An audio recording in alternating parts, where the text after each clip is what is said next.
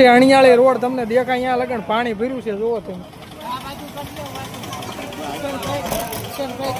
એમનું એકનું નહીં ના પડે હુસેનભાઈ ની ગાડી પણ તેમ જુઓ ડૂબી ગઈ ટાયર બાયરા બધી